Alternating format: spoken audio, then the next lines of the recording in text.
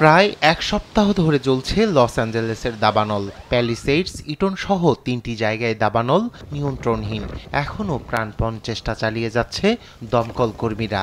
আকাশ থেকে ফেলা হচ্ছে পানি ও রাসায়নিক উপাদান। এখন পর্যন্ত প্যালিসেডসে ২৩,০০০ একর জায়গা পুড়ে ছাই। বিবিসি বলছে এলাকাটির মাত্র ১৪% আগুন বাগে এসেছে। সামনে পরিস্থিতিকে উস্কে দিতে পারে দমকা হাওয়া।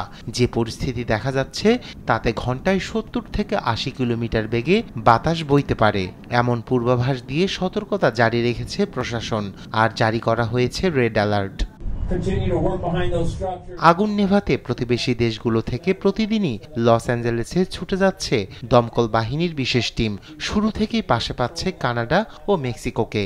আর মার্কিন কেন্দ্রীয় দুর্যোগ ব্যবস্থাপনার প্রশাসক ড্যানি ক্রিসওয়েল বলেন, প্রস্তুত রাখা হয়েছে সেনা সদস্যদেরও।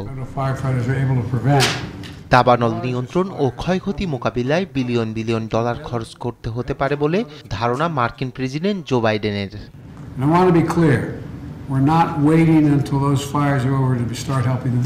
অকল্পনীয় ক্ষতির মধ্যেও দুর্যোগ মোকাবিলায় ঐক্যবদ্ধ থাকায় সবাইকে ধন্যবাদ। পরিস্থিতি পুরোপুরি নিয়ন্ত্রণ না আসা পর্যন্ত সহায়তা অব্যাহত রাখব, যার জন্য প্রয়োজন কয়েক বিলিয়ন ডলার।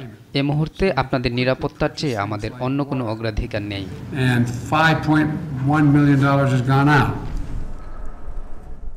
এদিকে লস অ্যাঞ্জেলেসে স্মরণকালের এমন ভয়াবহ দুর্যোগের কারণে দ্বিতীয়বার পেছানো হয়েছে অস্কার মনোনয়ন। সোমবার আয়োজকরা জানান ২৩ জানুয়ারি ঘোষণা করা হবে ফিল্ম ইন্ডাস্ট্রির সর্বোচ্চ সম্মানের এ মনোনয়ন। রায়হান কবি শুভ্র, নিউজ ডেস্ক, দেশ টিভি।